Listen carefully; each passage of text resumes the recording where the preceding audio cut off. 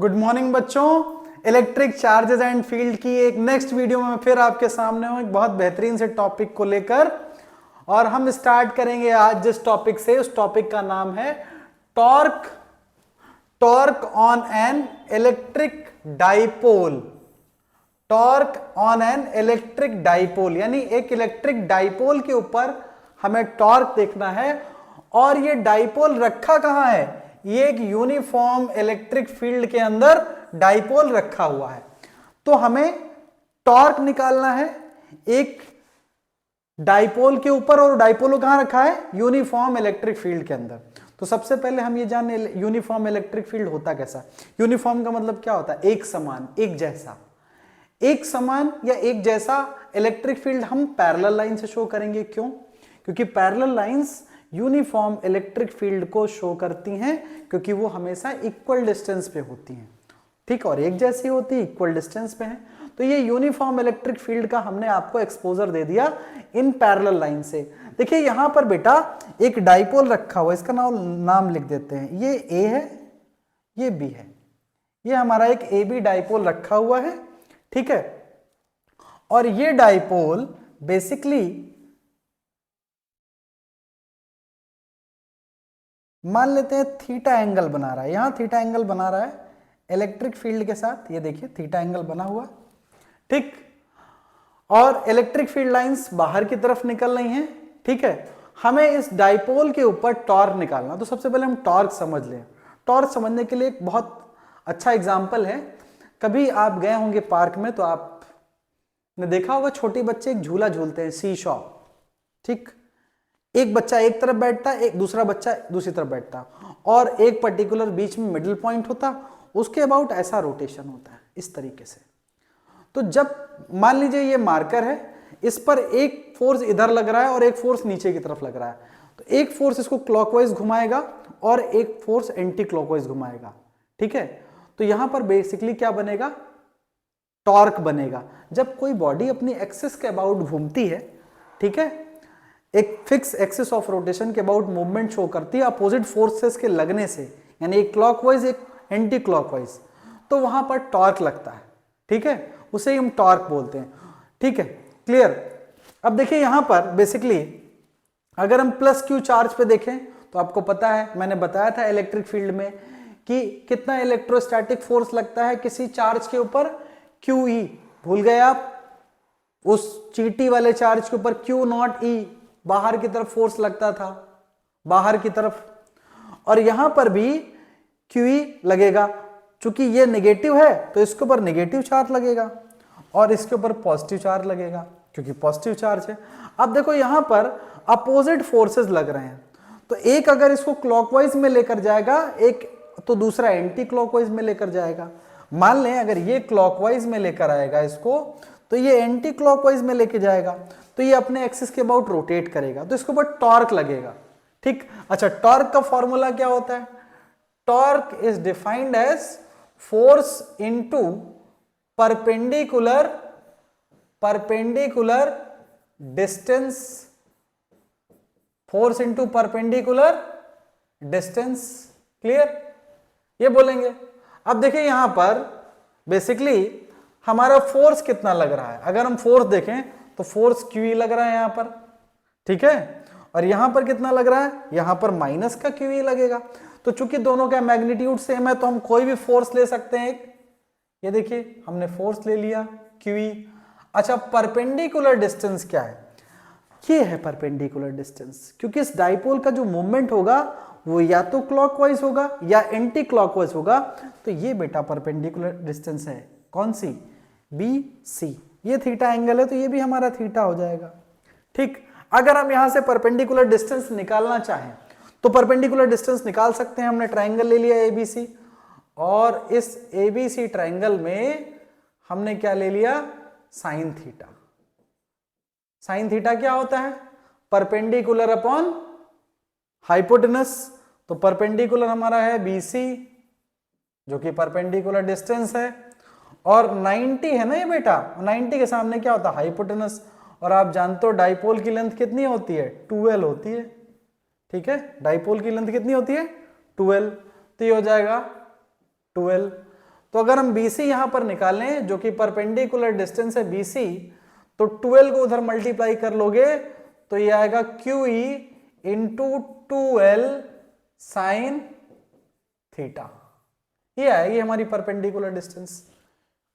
ठीक है, इसको थोड़ा सा छोटा कर लेते हैं, नहीं कंफ्यूज हो जाएंगे आप लोग।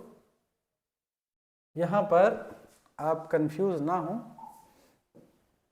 ये 2L साइन थीटा। अब देखिए Q इंटू 2L को हम एक ब्रैकेट में लिख सकते हैं और E साइन थीटा को हम अलग कर लेंगे। E साइन थीटा को हमने अलग कर लिया। यहां पर देखिए बहुत ध्यान से, तो Q इंटू 2L एक ब्रैकेट में है, E साइन थीटा को अलग कर लिया। इसको हम क्या बोलेंगे, ये हमारा डाइपोल मोमेंट है।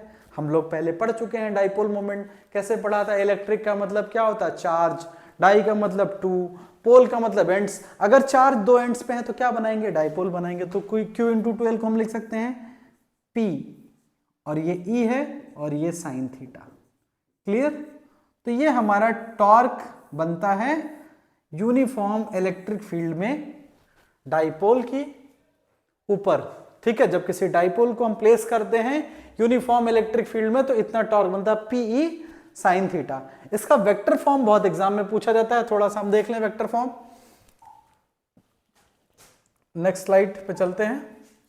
अगर हम इसका वेक्टर फॉर्म देख लें तो वेक्टर फॉर्म हम निकालेंगे तो देखिए पहले हमारा जो जनरल फॉर्मूला था that is tau is equal to PE sine theta, ये हमारा था। अच्छा देखिए, आपने क्लास 11 में बेटा जरूर पढ़ा होगा कि अगर एक वेक्टर A है, दिस इज वेक्टर A, और दूसरा वेक्टर B है, इनके बीच एंगल थीटा है, तो इनका जो क्रॉस प्रोडक्ट आता था that is A cross B is equal to AB sine theta, ये आता था। ठीक है, क्लियर। आप इसके ऊपर वेक्टर साइन लगा दें तो A cross B is equal to क्या आता था, AB साइन थीटा। तो यहां पर देखिए अगर हम इसका निकालने वेक्टर फॉर्म तो P साइन थीटा में एक वेक्टर हमने क्या ले लिया, एक वेक्टर हमने ले लिया E, दूसरा वेक्टर क्या ले लिया P, दोनों ही वेक्टर क्वांटिटी होती हैं। ठीक, इनके बीच एंगल थीटा है तो इनका फॉर्मूला क्या बनेगा, tau is equal to P cross E। ठीक है, ये आएगा इसका वेक्टर फॉर्म, ये इसका वेक्टर फॉर्म बनेगा। ठीक है, tau is equal to P cross E। अब कई बार हमसे यह भी पूछा जाता है कि बताइए मैक्सिमम टॉर्क कब होगा, मिनिमम टॉर्क कब होगा। तो इस चीज को भी समझ लेते हैं। मान लीजिए देखिए ये डाइपोल रखा हुआ है, यहां पे माइनस Q चार्ज है, यहां पे प्लस Q चार्ज है। ठीक है, तो यहां पर फोर्स भी लगेगा प्लस QE और यहां पर माइनस QE लगेगा। ठीक, ये इलेक्ट्रिक फील्ड लाइंस थी, भी यूनिफॉर्म इलेक्ट्रिक फील्ड लाइंस की हम बात कर रहे थे। ठीक, ये उसके अंदर रखा हुआ है। ठीक है, और ये थीटा एंगल बना रहा है। अब अगर इस डाइपोल को हम 90 डिग्री पे ले जाएं, इसको ऐसे कर दें, अलाइन कर दें ऐसे डाइपोल को, और ये इलेक्ट्रिक फील्ड से कितना एंगल बनाए, 90 डिग्री का एंगल बनाए, तो टॉर्क कितना आ जाएगा, यहां साइन 90 रखिए तो हमारा जो टॉर्क आएगा PE साइन 90, साइन की मैक्सिमम वैल्यू क्या होती है 1, तो आएगा P इंटू E, और ये हमारा मैक्सिमम टॉर्क आएगा। क्या आएगा, ये हमारा मैक्सिमम। और अगर मिनिमम कह दिया जाए तो हम क्या करेंगे, डाइपोल को इलेक्ट्रिक फील्ड लाइंस के ऊपर ओवरलैप करा देंगे। तो अगर डाइपोल और electric field line same direction में है तो एंगल बनाएंगे 0, और साइन 0 की वैल्यू क्या होती है, 0 होती है।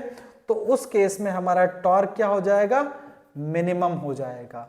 तो मैक्सिमम के केस में एंगल कितना बनेगा, 90 बनेगा, और मिनिमम के केस में 0 डिग्री एंगल बनेगा।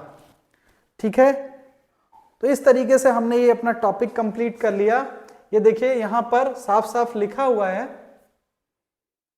कि जो मिनिमम टॉर्क है वो 0 होगा, the minimum torque will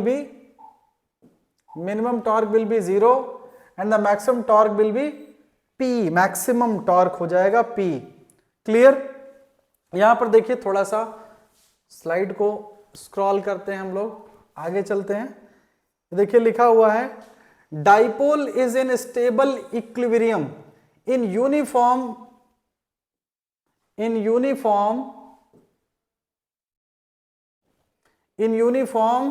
electric field when angle between P and E is 0 degree. अगर P और E के बीच में एंगल 0 डिग्री होगा तो ये स्टेबल इक्विलिब्रियम में होगा, और अगर 180 के आसपास होगा एंगल, 180 होगा तो अनस्टेबल इक्विलिब्रियम होगा। अब देखिए अभी आपने देखा था, मान लीजिए ये यहां पर फोर्स कितना लगा था -QE, और यहां पर फोर्स कितना लगा था +QE। अगर हम नेट फोर्स लगा दें, क्वेश्चन बनता है कि अगर कोई डाइपोल यूनिफॉर्म इलेक्ट्रिक फील्ड के अंदर रखा है तो उस पे नेट फोर्स कितना लगेगा, या आपसे पूछे कि किसी टाइप का मोशन होगा कि नहीं होगा।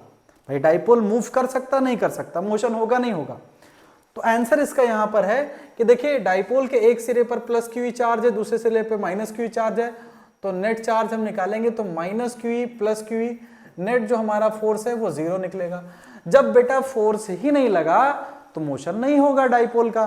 तो देखिए यहां लिखा net force on the electric dipole in uniform electric field is 0। तो जब फोर्स नहीं होगा तो क्या होगा, नेट फोर्स 0। लेकिन नॉन यूनिफॉर्म इलेक्ट्रिक फील्ड में नेट फोर्स होगा, और and torque on electric dipole when placed in non uniform electric field.